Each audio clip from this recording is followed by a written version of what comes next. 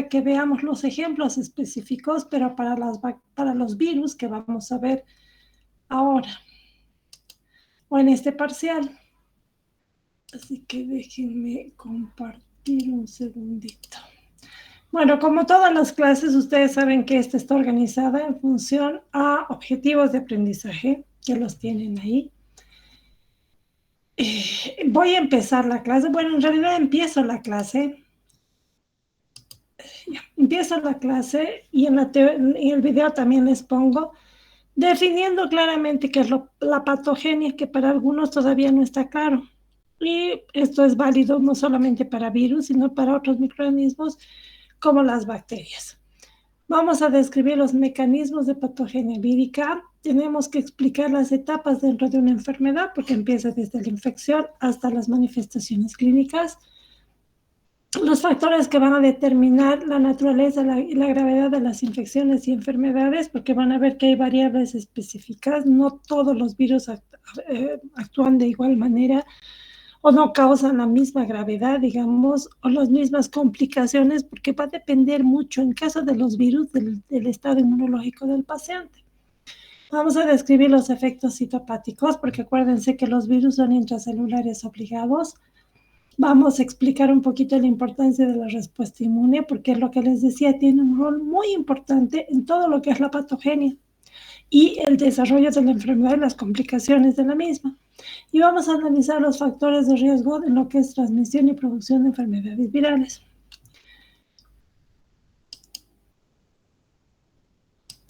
A ver, lo que he hecho ahora es, voy a empezar esta clase, que es más el inicio de desde la presentación del video.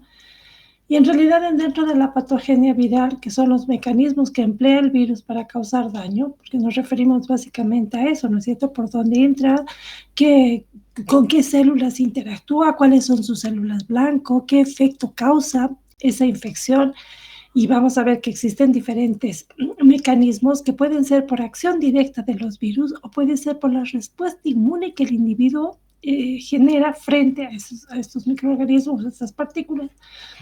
Entonces, yo les había mostrado en la anterior clase un resumen de todos los virus que vamos a ver a lo largo de este parcial. Hemos hecho un resumen por familias en algunos casos, por patología en otros casos, y este es el primer virus o la primera familia de virus que vamos a ver precisamente el día de mañana, cuando ya empecemos con la parte sistemática, que son los herpes virus. Entonces, si ustedes se fijan en cada uno de estos grupos, les he hecho un resumen de lo que son la transmisión y los mecanismos de patogenicidad. Entonces, vamos a ir nombrándolos y después pueden ir al video y en el video vamos a tener una explicación de cada uno de estos mecanismos, que son diferentes dependiendo del grupo de virus que estemos analizando.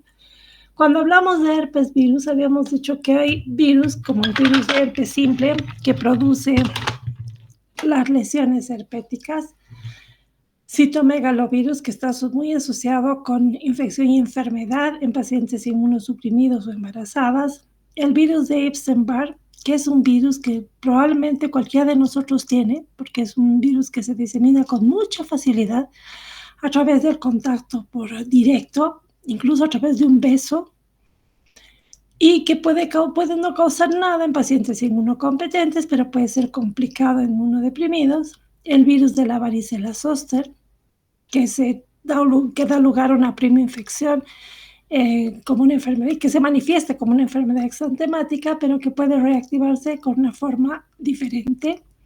El virus herpes 6 y 7, muy asociados con la roceola, y un virus que está dentro también de los oncogénicos, que es el virus herpes tipo 8, virus herpes humano tipo 8, y que el virus que se ha asociado o que se ha considerado como causa etiológica del sarcoma de Kaposi.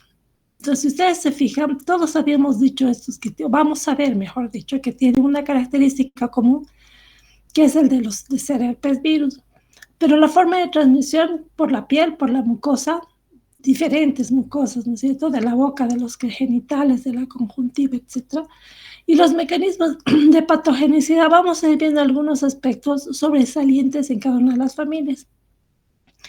Algo que es esencial en la patogenia, y eso vamos a ver en todos los virus, es que tiene que haber una adherencia del virus a receptores específicos en la célula huésped.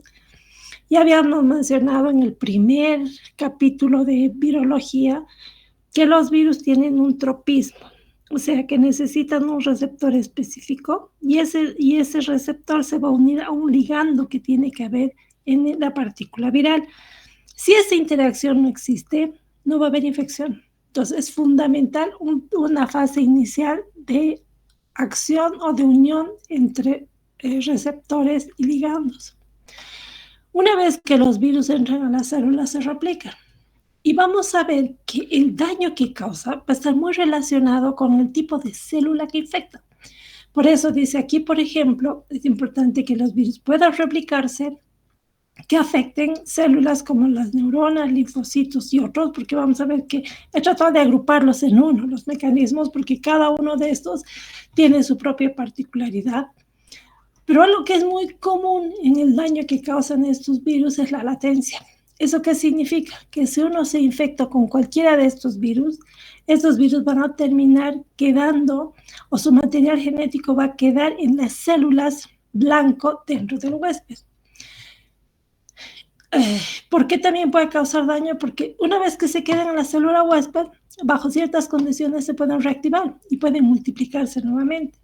Son capaces de evadir la respuesta inmune, son estimulantes de la respuesta inmune, es importante la inflamación, y pueden causar la inflamación o la respuesta inmune, no solamente la inflamación, sino también la adaptativa, puede causar un daño importante a nivel tisular. Y es importante en todos estos porque puede dar lugar a complicaciones, pero un grupo de pacientes especiales que son los vulnerables, que son los inmunosuprimidos. Diferente a los otros grupos de virus que vamos a ver de la hepatitis, estos los hemos agrupado por la patología que producen, pero son diferentes virus, pertenecen a diferentes familias, pero que tienen el mismo blanco, los hepatocitos. Y fíjense que los mecanismos de daño se parecen en algunos de los casos. Por ejemplo, aquí podemos tener la lesión hepática, que está mediada por una respuesta inmune. Y si ustedes se fijan, la respuesta inmune en todos los casos es fundamental, porque causa daño o porque evita o porque hay una hiperactivación del sistema inmune. Entonces, pacientes, por ejemplo, que tienen un daño o tienen algún problema en la respuesta inmune celular, puede tener una alteración o puede ser más susceptible, mejor dicho, al virus de la hepatitis B, por ejemplo. Y en el caso del virus de la hepatitis A, la respuesta inmune exagerada es la responsable de los cuadros clínicos más severos. Ya vamos a ver cuando pasemos a cada uno de los virus las características típicas o las características diferenciales importantes en cada caso. En todos los tipos de daño que causan, si se fijan, al final que determina necrosis, muerte celular. El virus de la hepatitis C, más que muerte celular directa, porque es un proceso más crónico, menos visto clínicamente. O sea, tiene una evolución no tan aguda, sino es más crónica. Es importante la inflamación. Entonces, se dan cuenta, el sistema inmune, por eso les decía, es fundamental. Muchas veces es la explicación o nos explica, la respuesta inmune nos explica el daño que puede causar estas partículas virales. Tenemos los parvovirus que se transmiten por inhalación, secreciones respiratorias, y el virus se replica en los precursores eritroides, o sea, afecta a las células rojas y por lo tanto va a causar efectos colaterales a este daño. Por ejemplo, va a producir lisis de glóbulos o va a detención de la eritropoiesis. Entonces ahí hablamos de una anemia. ¿Por qué? Si ustedes analizan, es por las células blanco que tienen. Adenovirus, vía respiratoria, fecal oral, puede ser por contacto directo o por fomites. Lo mismo, el primer mecanismo, la adhesión. Luego tenemos la replicación, puede tener una acción citopática directa. Eso significa que muchas veces el daño está dado porque los virus actúan como son intracelulares, pueden causar el daño directo a la célula, produciendo una alteración de la misma o la muerte de la misma. Y en este caso también la inflamación y la inmunopatología es fundamental y la persistencia viral. Cuando vayamos a hablar de los poxvirus, vamos a ver que es por contacto directo, por aerosoles, por zoonosis, y sus mecanismos de patogenicidad coinciden en que la entrada, la invasión, replicación pueden producir una viremia y tienen también una acción citopática directa porque pueden producir una lesión celular y nuevamente tiene rol la respuesta inmune y la inflamación. Los otros grupos, reovirus, rotavirus, la transmisión es por vía digestiva, fecal oral. En la entrada invaden, se replican, hay destrucción directa y en algunos de los casos como en este puede tener una acción toxinas que están codificadas por el virus y que tienen una acción específica y también juegan un rol de inflamación en la inmunidad. Los calicivirus, ustedes saben que todos estos en esta diapositiva causan infecciones del tracto gastrointestinal. Ingresa el virus, llega al intestino delgado, infecta, altera las células epiteliales, va a producir va a generar una replicación, aunque no hay una destrucción masiva, pero eso que va a determinar que se altere la funcionalidad de esas células del epitelio intestinal y por lo tanto aumenta la motilidad y también tiene un rol de inflamación leve, inmunidad y evasión. Si se dan cuenta, en cada uno de estos hay algunos aspectos que están en común. Y ustedes se dan cuenta que la respuesta inmune es fundamental, no solamente para prevenir la infección, sino como un factor que determina el daño, que es la inmunopatogenia. En cuanto a los retrovirus, ya vamos a ver en los retrovirus, vamos a mencionar los que tienen importancia clínica. Sin embargo, nos vamos a enfocar más al VIH, que es el virus de la inmunodeficiencia humana. Y nuevamente, el daño y la enfermedad misma, mejor dicho, está dada por el daño que se causa a las células diana o blanco por estos virus, que son los linfocitos T helper o CD4. Si se afecta a estas células que se consideran como las células fundamentales o las, entre comillas, director de orquesta del sistema inmune, ese paciente va a terminar con una disminución de la inmunidad y por lo tanto va a ser un paciente susceptible a tener infecciones oportunistas y otras patologías como por ejemplo neoplasias. ¿Cómo se explica la patogenia? Bueno, por la acción sobre sus células blanco, por la capacidad de estos virus de insertar su material genético dentro del material genético de la célula huésped, lo que hace que sea muy difícil erradicarlos. Pueden producir lisis, pueden producir destrucción de las células, pueden alterar la funcionalidad de estas mismas. Y en algunos de los casos, como de los retrovirus, como los HTLV, por ejemplo, sí son capaces de estimular o de modificar la capacidad reguladora del ciclo de replicación de las células humanas y por lo tanto se asocian con cáncer. Cuando vayamos a ver paramyxovirus, aquí les estoy dando una visión, o sea, un resumen general de lo que vamos a ver de aquí hasta que termine nuestro programa. Y vamos a ver, por ejemplo, dentro de los paramyxovirus hay diferentes virus que vamos a analizar del sarampión. Ustedes saben que por ejemplo, ahora está cobrando más importancia como un virus que produce enfermedades que estaban calladas hasta ahora, pero que se han reactivado. Virus de la parotiditis, que es el que produce la papera, el parainfluenza, respiratorio sincicial y los neumovirus humanos. La vía de transmisión en cada uno de ellos y los mecanismos de patogenicidad, cómo ingresa y a qué se adhieren. Nuevamente coincidimos. Uno de los mecanismos patogénicos fundamentales está dada por el tropismo que tenga el virus con receptores específicos y por lo tanto daño de células específicas. Se replica, puede tener una acción directa. Si ustedes analizan hasta ahora lo que hemos ido mencionando, algunos virus tienen una acción citopática directa. Hay virus que pueden destruir las células que infectan. Hay otras que no lo hacen, que no las destruyen, pero sí pueden alterarlas porque obviamente se va a ir replicando sobre los mismos. Pueden diseminarse de manera local o sistémica. Cuando hablamos de patogenia, la diseminación también es fundamental. Y nuevamente hablamos de la respuesta inmune. La respuesta inmune sí puede eliminar el virus, o sea, puede prevenir, puede disminuir el riesgo de complicaciones.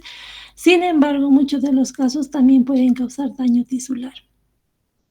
El virus, los virus que los mencionamos, el del sarampión, produce viremia, inmunosupresión. Eso es bien interesante del sarampión. Y por eso predispone a los pacientes, porque de alguna manera interactúa y es un inmunosupresor. El virus de la parotiditis, lo mismo, solamente que la patogenia está dada por el daño que causa en la célula blanco, que en este caso son las glándulas parótidas. El virus para influenza, que infecta el virus epitelio respiratorio. Este es un ejemplo donde las células, por ejemplo, que están infectadas pueden unirse entre ellas y forman células gigantes que no tienen función. Esos son los famosos sincitios. No es el único virus que produce, hay muchos otros. El mismo VIH, por ejemplo, puede producir sincitios. El virus respiratorio sincicial produce necrosis. Neumemetovirus es muy parecido al virus del respiratorio sincicial, capaz de producir daño, destrucción, muerte de las células del epitelio bronquial. Virus de la rubiola, por donde ingresa, vía respiratoria, se replica nuevamente. Si se fijan, se replica, es capaz de producir viremia, diseminarse.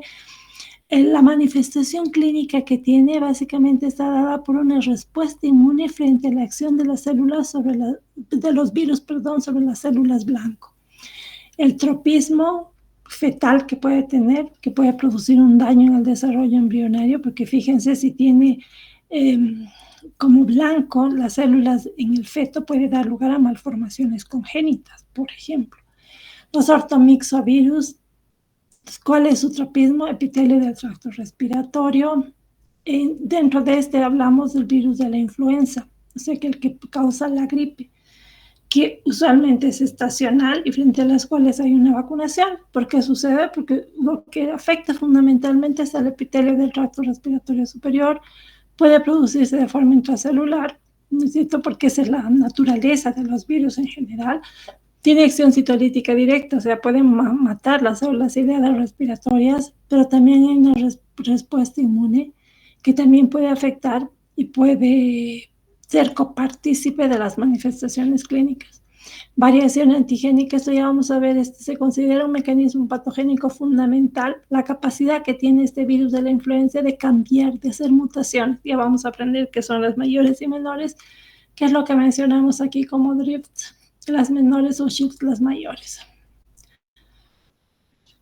Vamos a ver otro grupo que son los picornavirus, otra familia, y que la transmisión es por fecal oral, por eso dentro de este grupo hay varios, como los enterovirus o los rinovirus, y su mecanismo de acción lo mismo, que actúa. Entonces, ¿qué quiero decirles con todo esto? Que cuando vayan estudiando, lo primero que tienen que identificar es por dónde entra y cuáles son las células que afectan.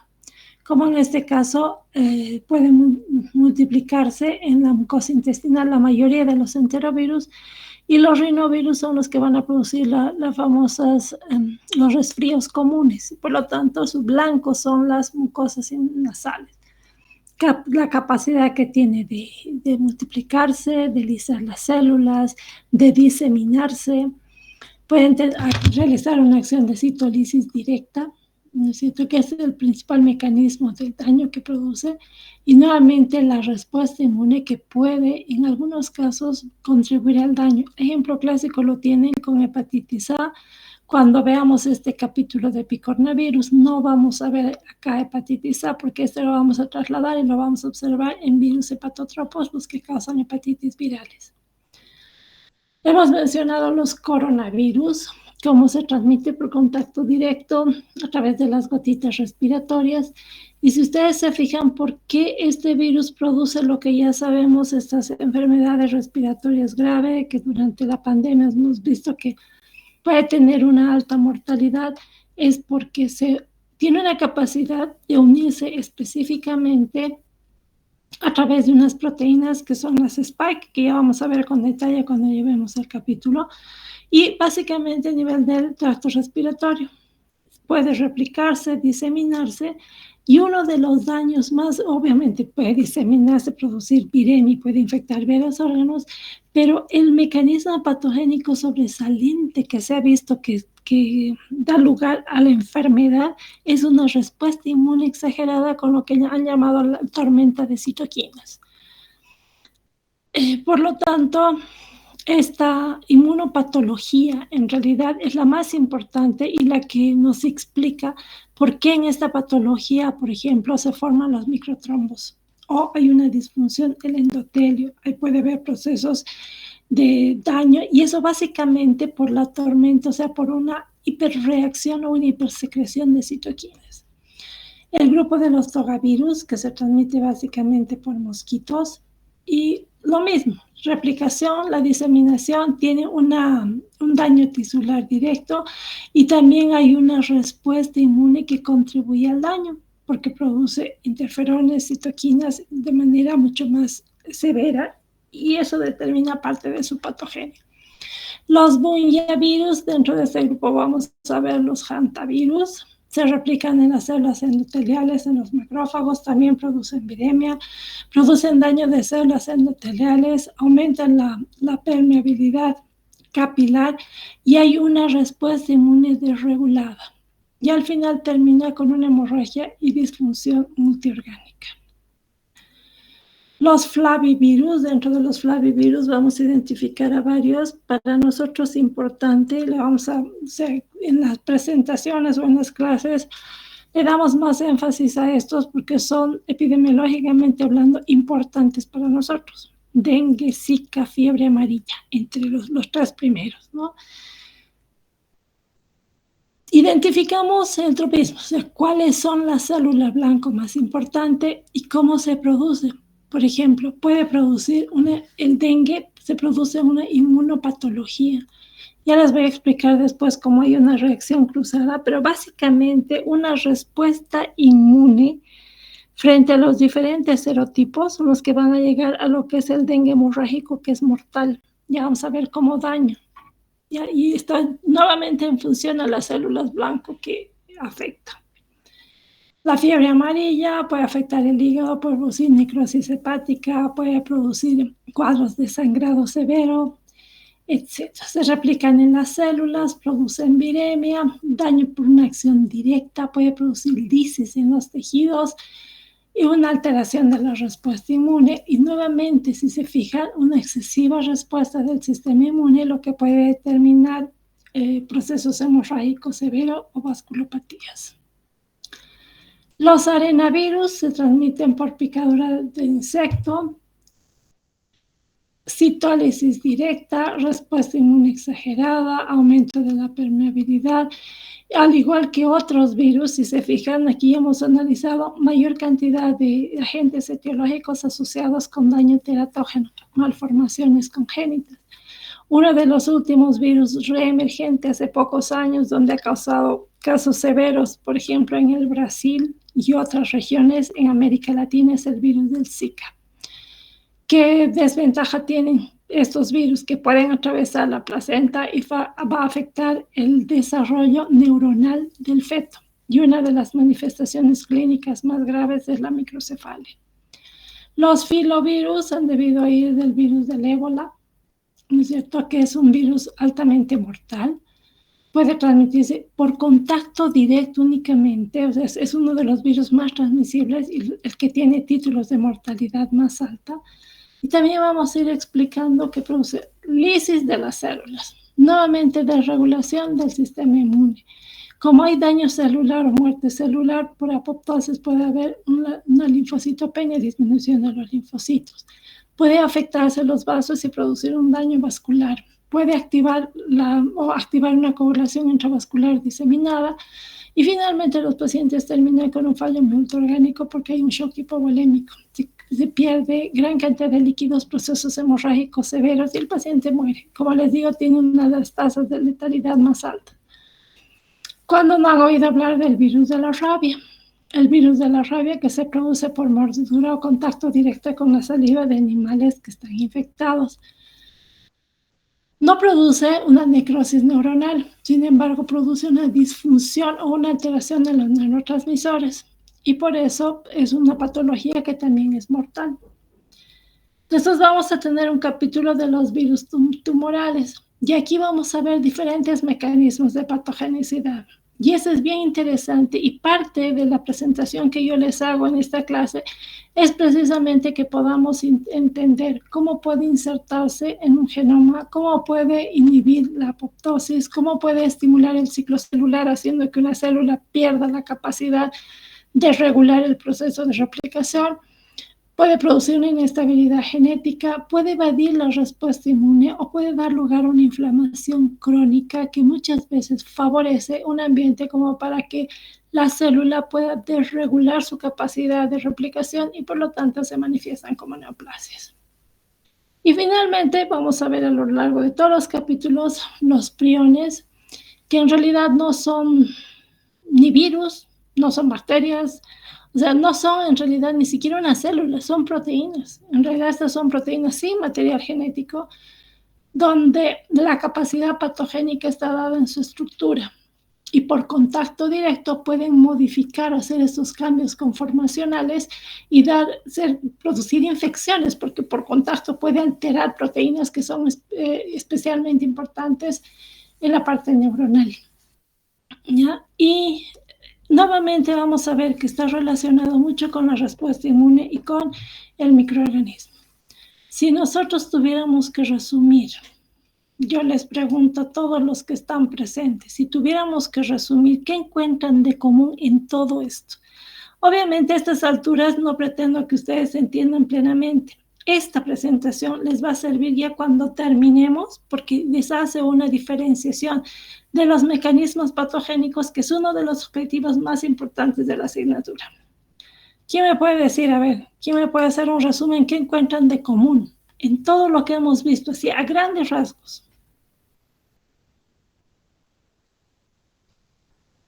Hola, ¿hay alguien en clase?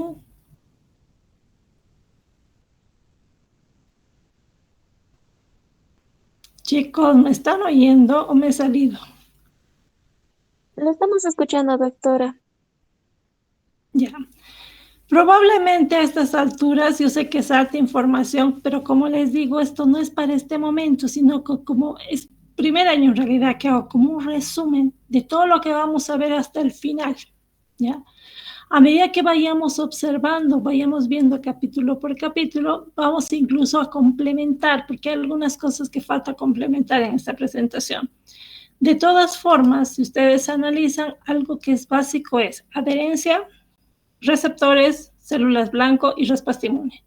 La respuesta inmune es fundamental, no solo para controlar las infecciones, sino que muchas veces la respuesta inmune es la responsable de las manifestaciones clínicas. Entonces, cuando la respuesta inmune suele ser exagerada o ya afecta la funcionalidad de los órganos y demás, hablamos de una inmunopatología. O sea que la respuesta inmune es responsable de parte de la patogenia en ese caso. Si ustedes se dan cuenta, yo les he presentado una serie de diapositivas de los grupos o de las familias más importantes que vamos a ver a lo largo de la clase, o de este último bloque en realidad. Y para entender eso es precisamente, he cambiado de pantalla, precisamente que ustedes tienen la clase. Esto es lo que ustedes tienen en video, perfectamente explicado, donde está la patogenia de las infecciones virales. Y es lo que les decía, lo primero que quiero es la definición para que nos quede claro, que es un proceso por el cual los virus causan enfermedad en el aspirador, ¿cierto? Ahora, las interacciones son complejas, dice, entre el virus y el hospedador susceptible. Si tengo el virus, tengo el ser humano, eso en un medio ambiente, cómo interacciona el virus con el huésped va a determinar el daño que pueda causar en el huésped. Y eso está muy relacionado a las condiciones ambientales. Todo esto les explico así con detalle qué es infección, qué es enfermedad, qué características tiene, cuando decimos virulencia, cuando patogenicidad. Cuando hablamos de los virus, si ustedes se fijan en todos los casos, la respuesta inmune es muy importante. Porque cuando entra el virus se replica, se disemina, tiene un tropismo sobre ciertas células, causa daño. En todo lo que les he dado en la primera parte, si se fijan, vamos repitiendo los mismos aspectos. Si un virus no tuviera capacidad de unirse a un receptor específico en una célula, simplemente no causa daño, no causa enfermedad. Todo eso les explico. Esto tienen en sus libros de base cuáles son las fases de una infección viral, a qué llaman un pródromo, que es bien importante, la misma enfermedad, la curación, cuáles son las etapas. Obviamente tienen variaciones dependiendo de la naturaleza del virus y la naturaleza de la célula que sea afectada y las condiciones del huésped. O sea, es algo bien complejo.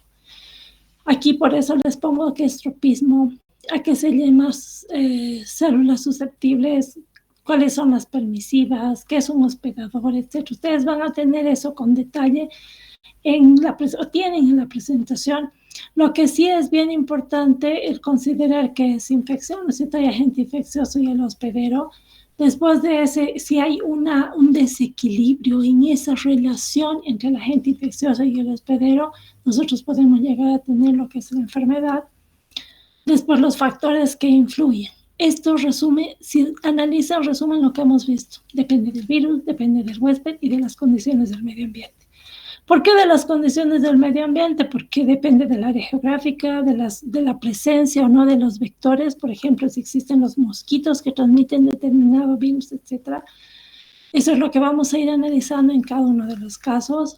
Aquí me gustó cuando hice la presentación, cuando estaba organizando el tema, porque aquí les resume lo que vamos a ver, las infecciones virales. ¿Cuáles son las células blanco? ¿Y qué es lo que produce en esa célula? Y eso está definido fundamentalmente al tipo de célula, la función que cumple la célula con relación a su capacidad y relacionarlo con el virus y la capacidad del virus de unirse a esto. Determinantes de la enfermedad vírica, la puerta de entrada, el acceso, la permisividad, etcétera. ¿Cuán grave va a ser? En la gravedad, si se fijan, es fundamental la respuesta inmune del paciente. Después tenemos la entrada y la replicación, que es fundamental. ¿Cómo se replica? Y eso ya les he explicado en una de las primeras clases, los procesos de replicación intracelulares que van a estar muy en función a la naturaleza del material genético de los virus. ¿A qué llamamos célula permisiva, no permisiva, semipermisiva? ¿Qué es una infección localizada? Hay virus que producen una infección localizada. Por ejemplo, que se me ocurre el virus respiratorio sincicial, suele replicarse en el tracto respiratorio, punto. En cambio, hay otras que tienen capacidad de producir viremia primaria, secundaria, etc. ¿Cómo pueden diseminarse? El virus de la influenza, los ROT, etc. Y cuáles son los órganos que se han afectado. Y en función de ese órgano van a ver que está relacionado con la enfermedad y las manifestaciones clínicas. Les explico todo eso, a qué se refiere los tipos de infecciones virales. Luego tenemos el espectro de respuesta a nivel celular, mecanismos de lesión por los virus. ¿Por qué producen daño? Por acción directa, o sea, porque entran, porque inhiben la apoptosis, porque alteran la replicación del material genético, etc. O indirectos. Indirectos generalmente en los procesos indirectos están mediados por la respuesta inmune. Mecanismos por los cuales causan daño, les explico paso a paso por qué causan daño, porque une células, lo que les decía, por ejemplo, los in-sitios, porque puede causar apoptosis, muerte celular, porque puede alterar el proceso de replicación en los virus tumorales, porque puede además haber un daño del sistema inmune, la inmunopatología. Si se fijan, en este capítulo les explico qué significa cada cosa. Y en lo que les he dado hoy día, les hago un resumen de lo sobresaliente en cada uno de los grupos que vamos a ver desde mañana, que es lo que es virología sistemática. Aquí lo mismo, ¿no? Y sus ejemplos. Sinsitios, cuerpos de inclusión, principales tejidos diana, la actividad citopática directa, cómo se hace, la respuesta inmune, que ya hemos visto que es fundamental, cómo puede evadir la respuesta inmune. Muchos de los virus, si se fijan, les había puesto la capacidad de evasión de la respuesta inmune. Entonces aquí se les explica cómo puede hacer eso, ¿cierto? Cómo puede crear una infección latente, cómo puede tener una variación génica, las mutaciones mayores del virus de la influenza, por ejemplo, la tormenta de citoquinas, etc. ¿Cuáles son los determinantes? Nuevamente la inmunopatología, la inmunopatogenia. Si se dan cuenta, muchas de las manifestaciones clínicas están dadas por la respuesta inmune frente a los virus que están infectando. Hay algunos virus que destruyen, otros que no destruyen sus células huésped. Y después, si les he mencionado que los procesos oncogénicos son importantes, ya les hago una descripción más detallada en el video de cómo los virus son capaces de alterar este reloj del proceso de replicación celular, ¿ya? Y les explico cómo actúa cómo las partes de un virus pueden unirse con proteínas que son fundamentales y que regulan el proceso de replicación de las células. ¿Cuál es la diferencia entre una infección aguda y persistente? Hemos visto que toda esta relación de virus y célula está dentro de un medio ambiente, por lo tanto es importante la parte epidemiológica, la forma de transmisión, los factores que facilitan la transmisión, los grupos de riesgo más vulnerables, cuáles son los pacientes, de qué edad, de qué sexo, de qué área geográfica, etcétera, pueden influir en todo. Y esa es la presentación. En esta presentación, si ustedes se fijan, yo les he hecho un resumen de los mecanismos, así explicando uno por uno a qué se refiere.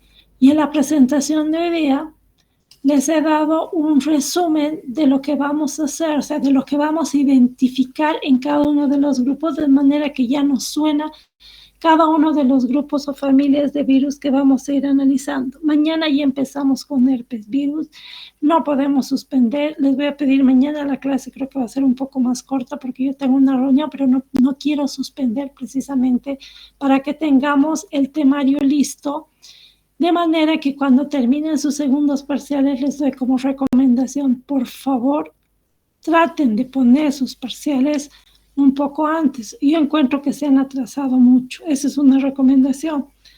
La otra recomendación que quiero darles, por favor, todos los exámenes han ustedes puesto los viernes, que es un problema para los grupos que tienen prácticas los días viernes. Yo tengo un grupo que todos los viernes tiene práctica a la hora del examen.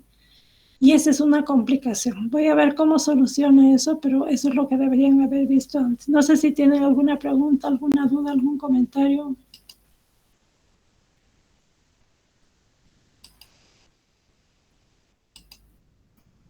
Chicos, ¿siguen en clases? Solo díganme si están en clases. No, doctora, ninguna duda. ¿Todo bien? Chicos, se los voy a subir entonces esa presentación y nos vemos el día de mañana. Vayan a estudiar, que les vaya muy bien. Hasta luego. Solo, doctora. Hasta luego, doctora. Gracias.